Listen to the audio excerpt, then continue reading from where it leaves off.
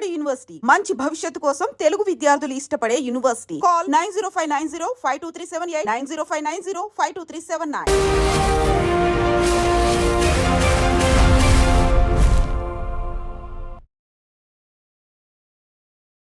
నమస్తే, welcome to I dream social spotlight with Kavitha. Latest edition of greatest rivalry మ్యాచ్లో భారతే పై చేయింది. ముందు నుంచి అంత ఆసక్తికరంగా ఎదురు చూస్తున్నారు ఇండియా వర్సెస్ పాకిస్తాన్ మ్యాచ్లో. చాలా వరకు అయితే భారతే గెలుస్తుంది అనేటువంటి అంచనాలు కనిపించాయి. కొంచెం అటు ఇటుగా అయించినప్పటికీ కూడా చివరికి విజేతగా భారత్ నిలిచింది. ఓవరాల్గా ఇన్నింగ్స్ ఎలా ఉన్నాయి, విరాట్ ఆడినటువంటి గేమ్ని ఎలా చూడొచ్చు? మనతో పాటుగా ఉన్నారు sports analyst and cricket commentator Sudheer garu. Sudheer garu, నమస్కారం Kavitha garu. So Virat Kohli once again he proved himself as king, అంతేనా? అబ్సల్యూట్లీ అండి. నేను కపుల్ ఆఫ్ ఆర్టికల్స్ చదివాను ఈరోజు ఇండియా విక్టరీ తర్వాత.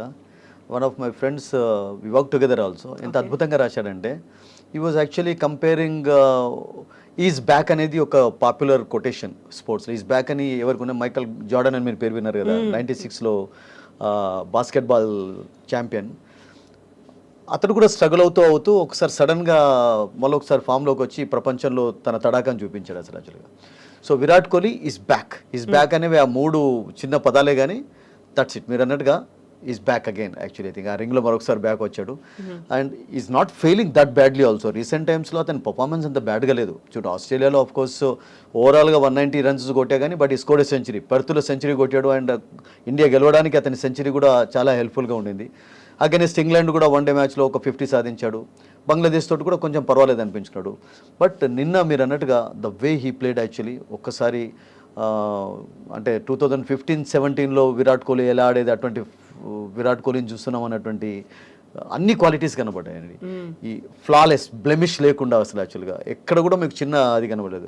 95% అతని మిడిల్ షాట్స్ చేయగలిగాడు. బీటెన్ చాలా హార్డ్లీ, ఇప్పుడు కూడా బీటే కాలేదు ఎక్కువగా. అతనికి ఇష్టమైనటువంటి ఎక్స్ట్రా కవర్ డ్రైవ్స్ చాలా చూసాం, లాఫ్టెడ్ షాట్ చూసాం. అండ్ రౌఫ్ ఒక బౌన్సర్ వేసినప్పుడు తన ఓల్డ్ హుక్ షాట్ను కూడా మరొకసారి చూపించాడు. ఐ మీన్ ఈ వాజ్ డ్రైవింగ్ వెల్, ఈ వాజ్ కటింగ్ వెల్, ఈ వాజ్ పుల్లింగ్ వెల్. యాక్చువల్లీ ఈ was at is best. The modern king was absolutely మీరు అన్నట్టుగా ఈ was at is best. And that to Pakistan అంటే ఏం ఉంటుందో అతనిలో మనకు తెలియదు కానీ అసలు యాక్చువల్గా ఈ always performed well against Pakistan. So నేను చూసిన కామెంట్లు ఏంటంటే, పాకిస్తాన్ అనగానే ఆయనకు ఒక స్పెషల్ అటెన్షన్ ఉంటుంది, ప్రేమ అనేది కాస్త ఎక్కువగా ఉంటుంది. అబ్సల్యూట్లీ అండి. Virat Kohli, Pakistan, that's it. అవి రెండే నిన్న కనబడ్డాయి. అండ్ అతడు ఆడినటువంటి స్ట్రోక్స్ ముఖ్యంగా మనం చూసాం కవిత. ఎక్కడ కూడా ఒక ఎడ్జ్ తీసుకొని పోయినటువంటి ఎగ్జాంపుల్స్ కనబడలేదు మీకు. ఈ ప్లేడ్ మీరు చూడండి, ఒక 6 కూడా సాధించలేదు. సో అందుకని సునీల్ గవాస్కర్ ఈ ఇన్నింగ్స్ కంటే ముందు ఇంగ్లాండ్ తోటి ఇండియా ఆడుతున్నప్పుడు ఈ మోడర్న్ క్రికెటర్స్లో, ఇండియాలో ఉన్నటువంటి క్రికెటర్స్లో మీరు ఇప్పుడు శుభ్మన్ గిల్ ఆఫ్ కోర్స్ అదే రేంజ్లో మెల్లమెల్లగా తయారవుతున్నాడు. రోహిత్ ఆల్రెడీ ఒక రెప్యుటేషన్ తెచ్చుకున్న క్రికెటర్. తర్వాత మీకు ఇంకొక క్రికెటర్ని మీరు ఇంక్లూడ్ చేసి మీకు ఎవరు బెస్ట్ అనిపిస్తారంటే, విరాట్ కోహ్లీలో ఉన్నటువంటి ఒక క్వాలిటీ ఏంటంటే కవిత, అతడు సిక్సర్ కొరకు ఎక్కువగా ప్రయత్నించాడు. చూడండి, సిక్సర్ ఎప్పుడు కొడతాడంటే బాగా కాన్ఫిడెన్స్, అథారిటీ ఉంది. మీకు సిక్సర్ కొట్టేటప్పుడు ప్రాబ్లం ఏమవుతుందంటే, సిక్సర్కు బౌండరీకి మీకు తేడా ఎంత ఉంటుంది అంటే 2 runs తేడా ఉంటుంది. బట్ మీరు సిక్సర్ సాధించేటప్పుడు మీకు అవుట్ అయ్యే రిస్క్ కూడా ఎక్కువ ఉంటుంది. We should not forget that. So అది రిస్కీ షాటే, సిక్సర్ సాధించడం అనేది రిస్కీ షాటే. సో మీరు సెంచరీలు కొట్టాలి, ప్రజల హృదయాలను గెలుచుకోవాలి అంటే మీకు సిక్సర్లతో గెలుచుకోలేరు ఎప్పుడు కూడా. మీ పర్ఫార్మెన్స్ తోటి, మీ అథారిటీ తోటి గెలుచుకుంటారు. సో ఈ షోడ్ దట్ ఎస్టర్డే యాక్చువల్లీ. దాని ఇన్నింగ్స్లో ఎవ్రీథింగ్ అన్నీ కనబడ్డాయి అసలు యాక్చువల్గా.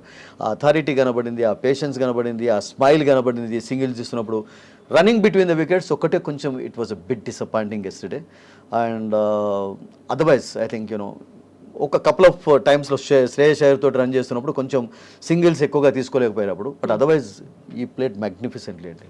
అండ్ ఒక వింటేజ్ విరాట్ కోహ్లీ ఇన్నింగ్స్ అంటామా, లేకుంటే 15-17లో ఆడినటువంటి ఆ కళను మరొకసారి ప్రదర్శించాడా, దాన్ని ఎలా ఉపక్రమించాలో నాకు అది తెలియదు కానీ but I think it was magnificent yesterday. Everybody was very happy. So winning confirm అయిపోయింది, భారత్ గెలుస్తుంది అనుకున్నారు. విన్నింగ్ షాట్ ఎవరు కొడతారు అనే దానికంటే కోహ్లీ 100 కంప్లీట్ చేస్తాడా లేదా అనేటువంటి ఆ క్యూరియాసిటీ, యాంగ్జైటీ అందరిలో కనిపించింది కదా. ఒక్కటి కవిత గారు, మనం ఎప్పుడు కూడా అంటే యూనో విక్టరీయే ఇంపార్టెంట్ అండి, సెంచరీల కొరకు దాని కొరకు చూడకూడదు. ఇప్పుడు చూడండి, నిన్న హార్దిక్ పాండ్యా వచ్చాడు, వచ్చిన తర్వాత అతడు ఇమీడియట్గా ఫస్ట్ బాల్ బౌండరీ కొట్టాడు. ఎందుకు కొట్టాడంటే ఆ సిచ్యువేషన్లో ఒక్కొక్కసారి ఏమవుతుందంటే cricket is such a game actually. ఒక ఓవర్లో సడన్గా ఒక 2-3 వికెట్స్ పడిపోయే ఛాన్స్ కూడా ఉంటుంది కదా. సో అప్పుడు ఏమవుతుందంటే మ్యాచ్ యొక్క రూపం కూడా మారిపోతుంది. మీకు చిన్న ఎగ్జాంపుల్ తీసుకోండి, మొన్న నాగ్పూర్లో ముంబై రంజీ ట్రాఫీ సెమీఫైనల్ ఆడుతున్నప్పుడు దేవర్ యాక్చువల్లీ ఫస్ట్ ఇన్నింగ్స్ లీడ్ కొరకు చాలా దగ్గరలో ఉన్నారు. అండ్ ఒకే ఓవర్లో మాకండి నేను ఒక బౌలర్ మీడియం పేసర్ 3 వికెట్స్ తీసాడండి. అసలు 3 వికెట్ తీసిన తర్వాత రహానే అవుట్ అయిపోయినాడు, శుభన్ గిల్ అవుట్ అయిపోయినాడు, శివం డుబే కూడా అయిపోయాడు, మెయిన్ ప్లేయర్స్ అందరూ అవుట్ అయిపోయాడు. మ్యాచ్ యొక్క రూపం మారిపోయింది and Vidarbha got the lead and తర్వాత వెళ్ళిపోయింది. తర్వాత వాళ్ళు of course out right victory కూడా సాధించారు. సో ఒక్క ఓవర్లో ఒక్కొక్కసారి you know it how many times it ఆడాడు. వసీం అక్రమ్ రోజుల్లోనైతే వసీం అక్రమ్ మీకు 20 రన్స్ కొట్టాలి, 4 వికెట్స్ ఉన్నాయంటే వసీం అక్రమ్ ఒక ఓవర్లో 3-4 వికెట్లు తీసుకున్నటువంటి ఎగ్జాంపుల్స్ చాలా ఉన్నాయి. అసలు క్రికెట్లో ఎనీథింగ్ కెన్ హ్యాపెన్. సో అందుకని సెంచరీ అనేది అఫ్ కోర్స్ ఒక మైల్ స్టోనే, బట్ విరాట్ కోహ్లీ లాంటికి నేను ప్లేయర్స్ కదా అంత పెద్ద మైల్ స్టోన్ కాదు, because is already proved 50 centuries సాధించాడు. నిన్న దాంతో 51 కూడా +1 అయిపోయింది. సో సెంచరీ కంటే ముందు విరాట్ కోహ్లీ కూడా for example he would not have minded also. ఒకవేళ హార్దిక్ పాండ్యా మరొక 6 సాధించి అతడు క్విక్గా రన్స్ స్కోర్ చేసినట్లయితే విరాట్ కోహ్లీ 85-90 నాట్అవుట్గా ఉన్నాడు. అతనికి కావాల్సింది ఏంటంటే పాకిస్తాన్ ఓడించాలి. పాకిస్తాన్ ఓడించడం దానికంటే ఏంటంటే ఈ మ్యాచ్లో విజయం సాధిస్తే ఇండియా యొక్క సెమీఫైనల్ ఛాన్సెస్ ఎక్కువగా బలపడతాయని, that was more important. Century అనేది మీరు అన్నట్టుగా ఏమైపోయింది, సోనే పే సుహాగా చేస్తే అయిపోయింది. Absolute. So it was magnificent. So century celebration డిఫరెంట్గా ఉంటుంది. అండ్ దట్టు మీరు అన్నట్టుగా 4 రన్స్ కావాలి అండ్ అప్పుడప్పుడు అవుట్ అయ్యే ఛాన్సెస్ ఉంటాయి. So you know he played magnificent shot actually. And తనకి ఇష్టమైనటువంటి కవర్ డ్రైవ్ తోటి ఎక్స్ట్రా కవర్ లాఫ్టెడ్ షాట్ తోటి ఆ సెంచరీ పూర్తి చేశారు. So that celebration was something special, no doubt about it. కాకపోతే టీం మాత్రం ఆయన సెంచరీ కంప్లీట్ అవ్వాలంటే కొంచెం హెల్ప్ చేసినట్టుగా కనిపించింది కదా అదర్ సైడ్ ఉన్నటువంటి ప్లేయర్స్ మాత్రం. ఒకటి దాంట్లో తప్పు కూడా లేదు, ఎందుకంటే ఇప్పుడు మీకు చాలా ఓవర్స్ ఉన్నాయి. ఇప్పుడు విరాట్ కోహ్లీ శ్రేయస్ అయ్యర్ జస్ట్ అవుట్ కాకముందు 68 డెలివరీస్ 28 రన్స్ ఉన్నాయి. అందులో మీకు విరాట్ కోహ్లీకి కావాల్సినటువంటి రన్స్ కావాలి 85 ఉండేది, అంటే 15 కావాలి. 15 అంటే హాఫ్ రన్స్ అసలు. సో అటువంటి సిచ్యువేషన్లో వికెట్స్ ఎక్కువ ఉన్నప్పుడు I think if you are doing that it's not bad actually. Think అదేం ప్రాబ్లం, ఎందుకంటే ఒక కష్టపడ్డటువంటి వ్యక్తి సెలబ్రేషన్ సెంచరీ తర్వాత డిఫరెంట్గా ఉంటుంది కనుక అతనికి ఆ రకంగా హెల్ప్ చేయడంలో తప్పేం లేదు అసలు. యాక్చువల్గా మీరు అన్నట్టుగా అక్షర్ పటేల్ అది చూపించాడు help in the sense, because nothing wrong actually. అది ఎందుకంటే బాల్స్ ఉన్నాయి కదా, మీకు వికెట్స్ చేతిలో ఉన్నాయి, మీకు ప్లెంటీ ఆఫ్ డెలివరీస్ కూడా ఉన్నాయి. ఇతనికి కావాల్సింది 4 రన్స్. సో చాలా ఓవర్స్ ఉండగా ఇంకా వికెట్స్ 6 వికెట్స్ ఉన్నాయి. సో ఇలా అయినా విక్టరీ అనేది ఖాయమైపోయింది. సో అటువంటి సిచ్యువేషన్లో ఐ థింక్ ఒక బ్యాట్స్మెన్ సెంచరీకి దగ్గరలో ఉండడంలో అతనికి ఆ హెల్ప్ చేయడంలో తప్పే ఉంది అసలు actually. So I think we have to appreciate others actually for that kindness also, no doubt. Exactly. But కానీ ఎక్కువ కొన్ని సిచ్యువేషన్స్లో మాత్రం అవన్నీ మనం చూడకూడదండి. ఫస్ట్ కావాల్సింది ఏంటంటే ఎవరైనా కానీ ఏ టీం అయినా కానీ విన్ కొరకు చూస్తారు. And that to win against Pakistan is always special. Exactly. అది వరల్డ్ కప్ అయినా కానీ, వన్డే మ్యాచ్ అయినా కానీ, టెస్ట్ మ్యాచెస్ అంటే మర్చిపోయినారు పాపం వాళ్ళతో ఆడడం అనేది. So that was absolutely special. And అతనికి ఆ సెంచరీ కొట్టే అవకాశం కూడా వచ్చింది. విరాట్ కోహ్లీ చూసారా, అక్షర్ పటేల్ అన్న తర్వాత అతను ఏం పట్టించుకోలేదండి, నాకు సెంచరీ ప్రాబ్లం లేదు, నేను కొట్టకున్నా పర్వాలేదు, పాకిస్తాన్ తోటి మనం గెలవడం ఇంపార్టెంట్. 95 నాట్అవుట్ అనేది కూడా చాలా గొప్ప విషయం అవుతుంది. 96 అనేది సెంచరీ కంటే కూడా ఒక్కొక్కసారి ఆ ఇన్నింగ్స్ చాలా వాల్యుబుల్గా ఉంటాయి కవిత గారు. సో ఐ థింక్ ఆ అవకాశం వచ్చింది కనుక దాన్ని ఉపయోగించుకున్నాడు, పూర్తి చేశాడు. So I think he celebrated like anything yesterday, no doubt. మనం ఓన్లీ పాకిస్తాన్ ఓడించడమే కాదు, మనం ఆడినటువంటి 2 మ్యాచ్లు మనం గెలిస్తే పాకిస్తాన్ 2 మ్యాచ్లు ఓడిపోయింది అసలు. But still there is a chance for them. అంటే ఎలానంటే ఇప్పుడు ఫర్ ఎగ్జాంపుల్ ఈరోజు బంగ్లాదేశ్ అండ్ న్యూజిలాండ్ ఆడుతున్నారండి. బంగ్లాదేశ్ ఒక బిగ్ విక్టరీ అగైన్స్ న్యూజిలాండ్ సాధించినట్లయితే వాళ్ళు కూడా ఏమైపోతుందంటే ఒక విక్టరీ సాధించి ఉంటారు, రన్ రేట్ వాళ్ళది ప్లస్ అయిపోతుంది. తర్వాత నెక్స్ట్ బంగ్లాదేశ్ పాకిస్తాన్ తోటి ఆడతారు 27th రోజు. అప్పుడు పాకిస్తాన్ జస్ట్ ఇమాజిన్ మనం ఇట్లా ఓవల్ అనుకుందాం, ఎందుకంటే వాళ్ళ ఛాన్సెస్ ఎలా ఉన్నాయని చెప్పి, హౌ స్టిల్ వాళ్ళకు ఛాన్సెస్ ఉన్నాయని మీరు చర్చ కొనసాగించినట్లయితే పాకిస్తాన్ ఫర్ ఎగ్జాంపుల్ 300 స్కోర్ చేశారు అనుకుందాం. బంగ్లాదేశ్ను 100కి ఆల్అౌట్ చేశారు అనుకుందాం. అప్పుడు ఏమైపోతుంది, వాళ్ళకు ఒక విక్టరీ అయిపోతుంది, బంగ్లాదేశ్కి ఒక విక్టరీ ఉంటుంది, న్యూజిలాండ్కి ఆల్రెడీ ఒక విక్టరీ ఉంది, అండ్ ఈరోజు ఓడిపోతే వాళ్ళు కూడా ఒక విక్టరీ ఒక డిఫీట్తో ఉంటారు. And New Zealand against India March 2 రోజు ఒక బిగ్ వేలో ఓడిపోయింది అనుకున్నాం. అప్పుడు ఏమవుతుంది, ఇండియాకు 3 విక్టరీస్ తోటి స్ట్రేట్ అవే వాళ్ళు సెమీఫైనల్కి పోతారు. ఇప్పటికీ ఇండియా సెమీఫైనల్కి వెళ్ళలేదు. కొన్ని పేపర్స్లో రాశారు కానీ తప్పదు అసలు. కొన్ని పేపర్స్లో పాకిస్తాన్ ఈజ్ అవుట్ అన్నారు కానీ Pakistan is still not out actually. ఇది నాట్ అవుట్ ఆఫ్ ద టోర్నమెంట్లో ఇంకా బయటికి రాలేదు వాళ్ళు. సో అప్పుడు ఏమైతే పాకిస్తాన్, బంగ్లాదేశ్, న్యూజిలాండ్ 1-1 విక్టరీతో ఉంటారు. అప్పుడు రన్ రేట్ ఎవరిది బెటర్గా ఉంటే వాళ్ళకు ఛాన్స్ ఉంటుంది. ఇండియా 3 విన్స్ తోటి స్ట్రేట్గా వెళ్ళిపోతారు. ఇండియా ఫర్ ఎగ్జాంపుల్ ఇంకా ఎలా వెళ్ళలేదని మనం చర్చ కొనసాగించినట్లయితే, ఫర్ ఎగ్జాంపుల్ బంగ్లాదేశ్ ఈరోజు న్యూజిలాండ్ ఓడించింది, బంగ్లాదేశ్కి ఒక విక్టరీ అవుతుంది. పాకిస్తాన్ ఓడించింది, బంగ్లాదేశ్కి 2 విన్స్ అవుతుంది. న్యూజిలాండ్ ఇండియా ఓడించింది, అప్పుడు ఏమవుతుంది, బంగ్లాదేశ్, న్యూజిలాండ్ అండ్ ఇండియా 3 టీమ్స్కు 2 విన్స్ ఉంటాయి. సో అప్పుడు top 2 teams net run rate ఎవరిది బెటర్ ఉంటే వాళ్ళు ఫైనల్లోకి వెళ్ళిపోతారు, సెమీఫైనల్ వెళ్ళిపోతారు. So for example against New Zealand India anything can happen కదండి. జస్ట్ మనం దాని అజంప్షన్స్ చూసినట్లయితే ఒక big victory New Zealand against India సాధించి, తర్వాత Pakistan against Bangladesh big victory సాధించినట్లయితే ఈరోజు అగెనిస్ట్ న్యూజిలాండ్ కూడా, సో బంగ్లాదేశ్కి కూడా ఛాన్సెస్ ఉంటాయి. సో ఇంకా ఏ గ్రూప్ నుండి బి గ్రూప్ నుండి ఏ టీం కూడా సెమీఫైనల్ వెళ్ళలేదు. సో ఆస్ట్రేలియా కూడా 1 విక్టరీ సాధించి ప్లస్లో ఉన్నారు వాళ్ళంతే. సో ఇండియాకు బిగ్ అడ్వాంటేజ్ ఉంది, నో డౌట్ అబౌట్ ఇట్. ఎందుకంటే ఫర్ ఎగ్జాంపుల్ ఈరోజు బంగ్లాదేశ్ న్యూజిలాండ్ చేతిలో ఓడిపోయింది అనుకుందాం, ఓడిపోతే ఇక ఇండియా సెమీఫైనల్ వెళ్ళినట్టు అయిపోతుంది. ఎందుకంటే బంగ్లాదేశ్కి ఒక్క విక్టరీ అయిపోతుంది, న్యూజిలాండ్ అండ్ ఇండియా వెళ్ళిపోతాయి పక్క టోటల్. ఇది అసలు అప్పుడు ఇక Bangladesh and Pakistan will be out. ఆ మ్యాచ్ ఇక లెక్కలోకి రాదు అసలు యాక్చువల్గా. సో ఈ రోజు మ్యాచ్ ఏదైనా సర్ప్రైజ్ విక్టరీ బంగ్లాదేశ్ సాధిస్తే గిట్ట still I think we have to wait till March 2. So Pakistan game play అనేది ఎట్లా అనిపించింది? శుభ్మన్ గిల్ని ఓడించినప్పుడు అబ్రార్ చేసినటువంటి కొన్ని జెస్చర్స్ ఉన్నాయి కదా, అవుట్రేజ్ అనేది చాలా పెద్ద ఎత్తున వచ్చి మీరు అలా చేశారు కాబట్టి ఓడించాను చూడండి అనేటువంటి కామెంట్స్. ఒకసారి నాకు ఏమనిపించిందంటే 1996లో మీకు కూడా గుర్తు కదా, బెంగళూరులో క్వార్టర్ ఫైనల్ పాకిస్తాన్తో జరుగుతున్నప్పుడు Venkatesh Prasad was bowling, Sohail and మీకు సైద్ అని ఇద్దరు బ్యాటింగ్ చేస్తున్నారు. అప్పుడు వెంకటేష్ ప్రసాద్ ఓవర్లో 2 బౌండరీస్ కొట్టిన తర్వాత చూపించాడు, చూడు ఆ బౌండరీలు ఎలా కొట్టానని. నెక్స్ట్ 2 బాల్స్లో వికెట్ తీసిన తర్వాత వెంకటేష్ ప్రసాద్ కూడా అట్లాగే ఒకసారి జవాబు ఇచ్చాడని వాళ్ళకు, సరే గాన్ అని చెప్పి పాకిస్తాన్ తర్వాత పాకిస్తాన్ ఓడిపోయింది. సో యంగ్స్టర్ కనుక అఫ్కోర్స్ కొంచెం ఉత్సాహం ఉంటుంది, ఉద్రేకం ఉంటుంది. బట్ అప్పటికీ అసలు యాక్చువల్గా ఎంత 100 for 2 కదా వాళ్ళకి, ఇంకా 140. అప్పుడు చిన్న ఛాన్స్ కనబడింది, ఒక చిన్న హోప్ని ఇచ్చాడు కనుక మేబీ ఆ సెలబ్రేట్ చేసుకున్నాడు. బట్ హీ న్యూ, అప్పటికే తెలిసిపోయింది, ఎందుకంటే చాలా ఓవర్స్ ఉన్నాయి, విరాట్ కోహ్లీ అద్భుతంగా ఆడుతున్నాడు, ఆడాల్సిన వాళ్ళు చాలా మంది ఉన్నారు. దట్ వాస్ జస్ట్ లైక్ మీరు అన్నట్టుగా ఏంటంటే ఒక చిన్న హోప్ని అయితే కలిగించారు. ఎందుకంటే పాకిస్తాన్ టోటల్ మ్యాచ్లో కూడా మీరు కవిత వాళ్ళు అసలు యాక్చువల్గా ఎందుకు ఓడిపోయినారు, ఎక్కడ ఓడిపోయినారు అని మీరు డిస్కషన్ చేసినట్లయితే చూడండి, 50 ఓవర్ మ్యాచ్లో మీకు ఎన్ని డెలివరీస్ ఉంటాయి, లీగల్ డెలివరీస్ 300 డెలివరీస్ ఉంటాయి. టోటల్గా వాళ్ళు ఆల్అౌట్ అయిపోయినారు. అంటే 50 ఓవర్స్ టోటల్గా ఆడకుండానే వాళ్ళు ఆల్ అయిపోయారు, 2 బాల్స్ ఉన్నప్పుడే ఆల్అౌట్ అయిపోయినారు. వాళ్ళు 152 డాట్ బాల్స్ ఆడారు. అంటే 25 ఓవర్ల కంటే ఎక్కువగా వాళ్ళ మొత్తం టోటల్ ఇన్నింగ్స్లో డాట్ బాల్సే ఉన్నాయి. అండ్ రిజ్వాన్ అండ్ మీకు షకీల్ ఆడుతున్నప్పుడు ఒక హోప్ ఉండింది వాళ్ళకు. ఎందుకంటే రియల్గా ఎక్కడ స్టార్ట్ అయిందంటే, అంటే మెయిన్ టర్నింగ్ పాయింట్ మీకు బాబర్ ఆజం తొందరగా అవుట్ అయిపోయినాడు, దట్స్ ఓకే, తొందరగా ఇన్ ద సెన్స్ 40 స్కోర్ ఉన్నప్పుడు అవుట్ అయిపోయినాడు. ఇమాముల్ హక్ను ఎప్పుడైతే అక్షర్ పటేల్ ఒక బ్రిలియంట్ త్రో తోటి రన్అట్ చేశాడో మ్యాచ్లో ఒకసారి టర్నింగ్ పాయింట్ వచ్చింది. ఎందుకంటే ఇమాముల్ హక్ చాలా రోజుల తర్వాత వచ్చాడు, ఈ వాజ్ ప్లేయింగ్ వెల్ ఆల్సో, కొంచెం ఒక షీట్ యాంకర్ రోల్ ఒక ఎండ్లో ప్లే చేస్తున్నాడు. అప్పుడు అతను రన్అట్ కాకుండా ఉన్నట్లయితే పాకిస్తాన్ కూడా మేబీ కొన్ని ఒక 20-30 రన్స్ యాడ్ చేసే ఛాన్స్ ఉంటుంది. అండ్ ఆ తర్వాత మీకు రిజ్వాన్ అండ్ ఇతను షకీల్ ఆడుతున్నప్పుడు కూడా 100+ రన్స్ వాళ్ళు పార్ట్నర్షిప్ నమోదు చేశారు.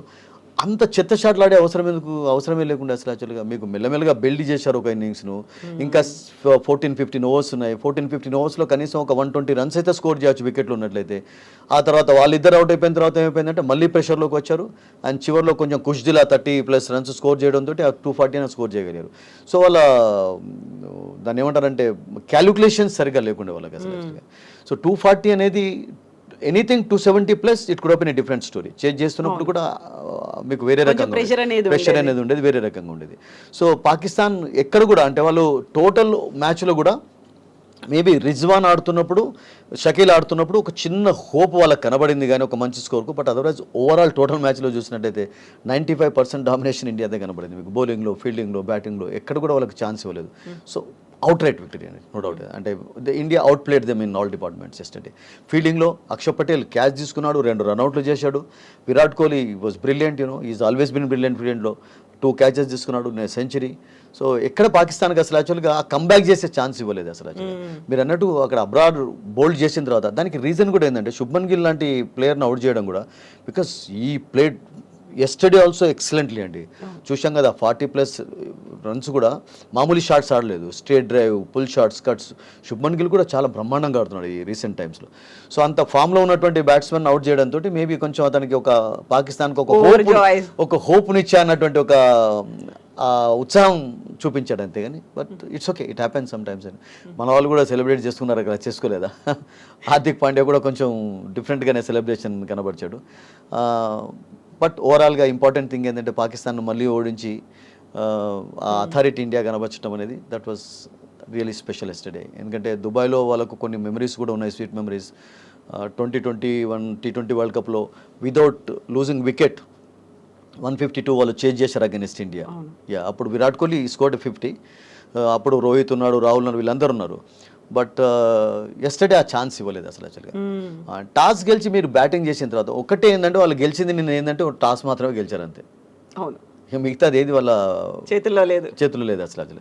ఒక చిన్న సిచ్యువేషన్లో వాళ్ళకి ఆ కమాండింగ్ పొజిషన్ ఉన్నప్పుడు 151 for 2 అంటే మంచి పొజిషనే. అప్పటి నుండి ఇంకా 15 ఓవర్స్ ఉన్నాయంటే 15-16 ఓవర్స్లో మీరు రన్స్ స్కోర్ చేయొచ్చు, కనీసం 120-130 రన్స్ అన్న స్కోర్ చేయొచ్చు. అంటే 270-280 అయి ఉండేవి. అప్పుడు కొంచెం డిఫరెంట్ స్టోరీ ఉండేది. సో ఆ అవకాశాన్ని వాళ్ళు కోల్పోయినారు. మిడిల్ ఆర్డర్లో ఎవరు కూడా నిలదొక్కోలేదు అసలు యాక్చువల్గా. Bad shots, rash shots, shot selection బాగాలేకుండే.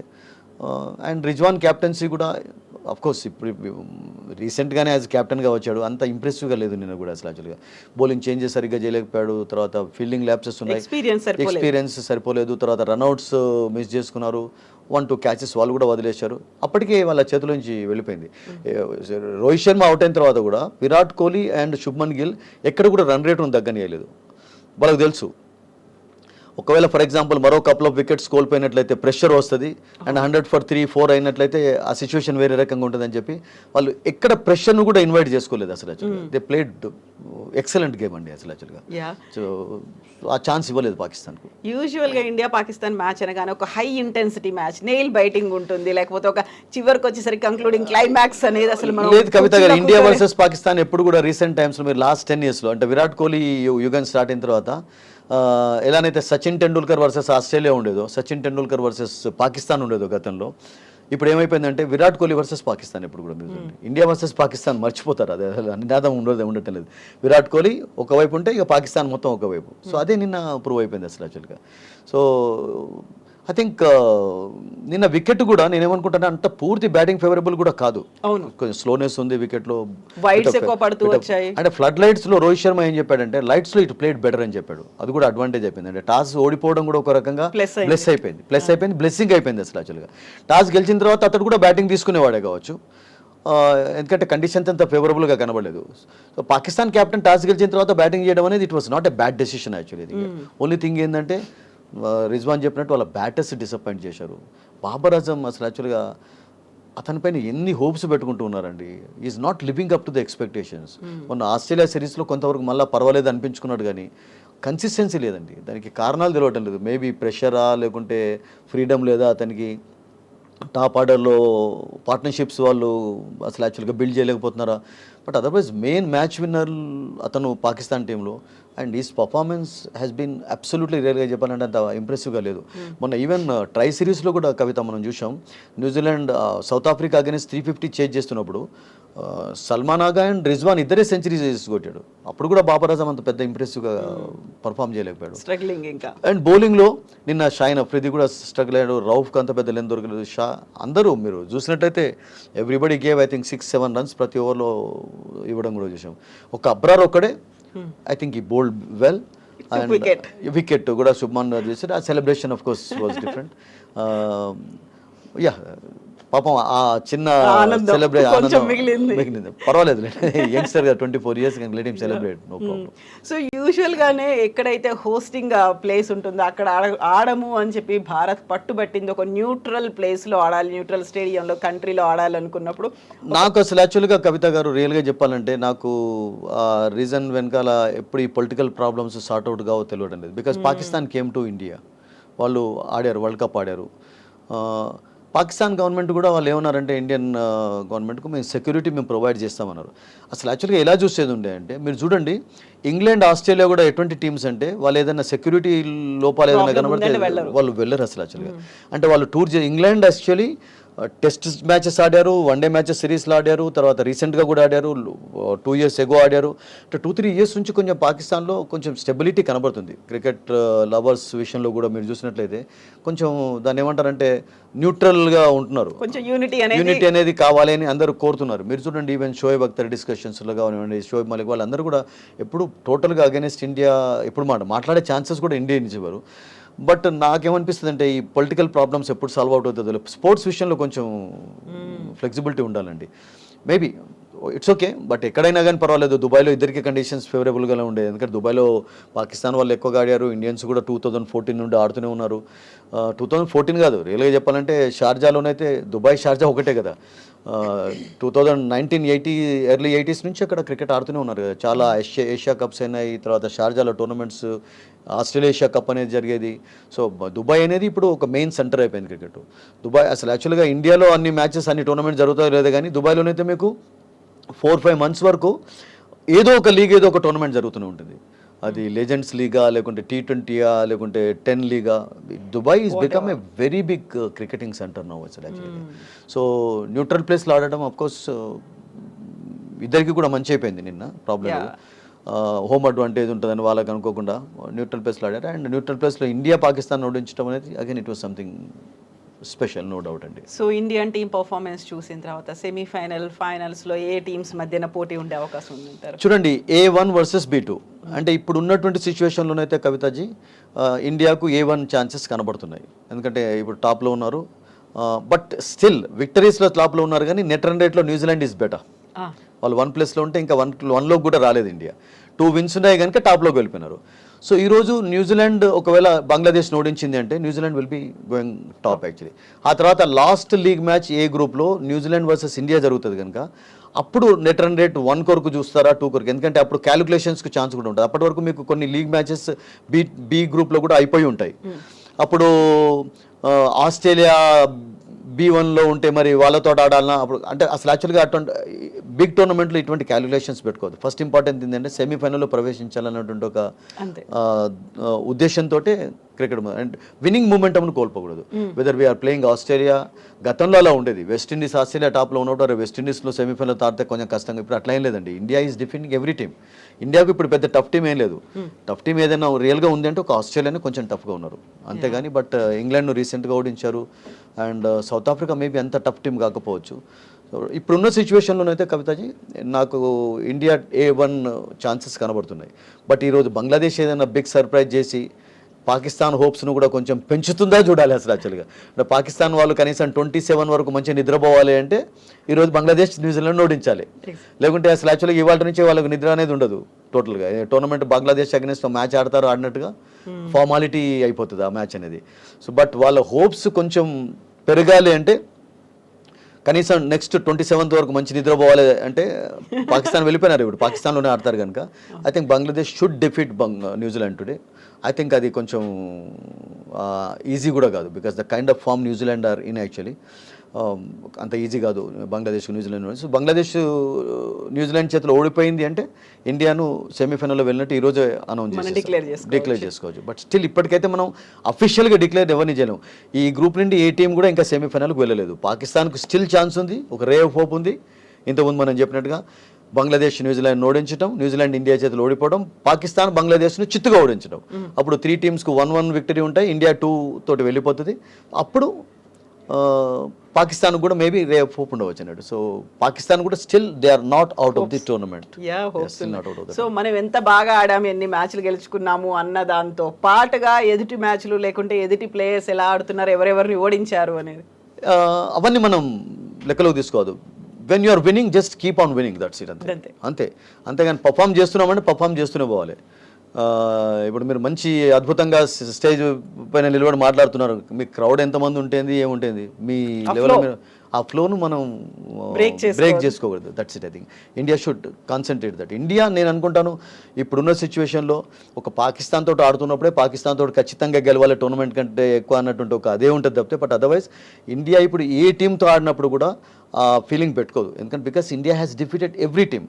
2023 world కప్లో మీరు చూడండి ఆస్ట్రేలియా చేతిలో ఓడిపోయినారు ఫైనల్లో, బట్ అంతవరకు they were defeating every team. ప్రతి వాళ్ళని ఓడిస్తూ వచ్చారు కదా. పాకిస్తాన్ ఓడించారు లీగ్లో, ఇంగ్లాండ్ రీసెంట్గా 3-0 తోటి ఓడించారు, తర్వాత T20 4-1 తోటి గెలిచారు, తర్వాత సౌత్ ఆఫ్రికాను ఓడిస్తూ వచ్చారు. వెస్టిండీస్ కోర్స్ ఇప్పుడు లేదు, వెస్టిండీస్ శ్రీలంక అంటే వెరీ అన్ఫార్చునేట్.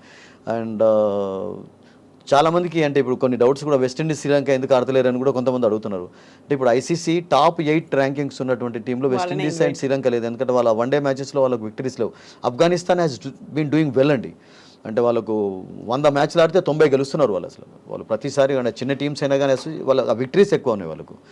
సో ఇండియా నేను అనుకుంటాను ఇండియా ఏది కూడా మైండ్లో పెట్టుకోదు. సెమీఫైనల్లో ప్రవేశించాలి, సెమీఫైనల్లో ఏ టీం అయినా ఓడించాలి, ఫైనల్లో కప్ గెలవాలనేటువంటి ఒక దాంతో ముందుకు వెళ్ళాలి. ఎందుకంటే 2017లో లాస్ట్ టైం జరిగింది, 8 years ago they missed the opportunity. అప్పుడు కూడా పాకిస్తాన్ ఫస్ట్ లీగ్ మ్యాచ్లో ఓడించిన తర్వాత ఫైనల్లో ఓడిపోయినారు. సో ఈ సంవత్సరం ఛాన్సెస్ కొంచెం ఎక్కువగా కనబడుతున్నాయి. మళ్ళీ నెక్స్ట్ ఛాంపియన్స్ ట్రోఫీ వరకు వీళ్ళందరూ ఉంటారా లేదా, బికాస్ 2029లో జరిగేది. సో ఇప్పుడైతే ఒక మంచి అవకాశం ఉంది అందరికీ. And team is doing well actually. Bumrah లేకున్నా కానీ బౌలింగ్ యూనిట్ స్ట్రాంగ్గా కనబడుతుంది. ఆ ఉత్సాహం కొంచెం కనబడుతుంది, అంటే కొంచెం పాజిటివ్ వైబ్స్ ఎక్కువగా ఉన్నాయి. ఆ యూనిటీలో మళ్ళొకసారి మార్పులు చాలా కనబడుతున్నాయి కనుక. So that's it. Make hay while the sun shines అన్నట్టు ఈ అవకాశాన్ని ఉపయోగించుకోవాలి ఇండియా. పాకిస్తాన్ ఓడించారు, సో సెమీఫైనల్ ఛాన్సెస్ బలపడ్డాయి ఇక్కడ. తర్వాత జస్ట్ ఇంకా 2 మ్యాచెసే ఉంటాయి కదా. నెక్స్ట్ న్యూజిలాండ్ తోటి ఫర్ ఎగ్జాంపుల్ సెమీఫైనల్ ప్రవేశించి ఓడిపోయినా కానీ 2 మ్యాచెస్లో గెలవడం ఇంపార్టెంట్ అవుతుంది, సెమీ అండ్ ఫైనల్ యాక్చువల్లీ. అప్పుడు నాకౌట్ అయిపోతుంది. So India has done well so far అండి ఇప్పటి వరకు. అంటే చాలా అద్భుతంగా బౌలింగ్ చేశారు, బ్యాటింగ్ చేశారు. ఫీల్డింగ్లో ఉన్న ల్యాప్సెస్ కూడా కొంచెం నిన్న కనబడలేదు. కొన్ని రన్అట్స్ చూసాం, కొన్ని మంచి క్యాచెస్ చూసాం. తర్వాత I think they were exuberant in all departments yesterday. So ఇదే కంటిన్యూ చేయాలంటారా టీంని కూడా? టీం ఏమంటానంటే నేను ఎప్పుడు కూడా విన్నింగ్ మూమెంటం ఉన్నప్పుడు దాన్ని కంటిన్యూ చేయాలి. బట్ ఒకటి మీరు ఎప్పుడు గుర్తుంచుకోండి, ఇప్పుడు ఒక టీంలో కొంచెం ఏదైనా లెఫ్ట్ ఆర్మ్ పేస్మెన్ ఆడే వీక్నెస్ ఏదైనా టీంకి ఉన్నది అంటే అప్పుడు ఏదైనా కావాలి అంటే హర్షిత్ రాణా ప్లేస్లో మీరు హర్షదీప్ని తీసుకో. కుల్దీప్ యాదవ్ను ఎందుకు డ్రాప్ చేయాలంటే because all matches we are playing in Dubai. Semifinal final కూడా వెళ్ళినట్లయితే ఇక్కడనే ఆడతారు కనుక దుబాయ్లో మీకు కొంచెం స్పిన్ ఫేవరబుల్ కండిషన్స్ ఎక్కువ ఉన్నాయి. వికెట్స్ స్లోనెస్ వలన మీకు స్పిన్నర్స్ ఎక్కువగా రాణిస్తున్నారు పేస్ బౌలర్తో పాటు. అదొక్కటే విషయంలో ఇండియా ఆలోచిస్తుంది, కానీ మిగతా ఎవరిని డ్రాప్ చేస్తారు? శుభ్మన్ గిల్, రోహిత్ ఆడాల్సిందే, కోహ్లీ ఆడతాడు, శ్రేయస్ అయ్యర్ను మీకు డ్రాప్ చేసే ఛాన్స్ లేదు. రాహుల్ ప్రిఫర్ చేస్తూ ఉన్నారు, ఎందుకంటే Rahul is doing well as a keeper.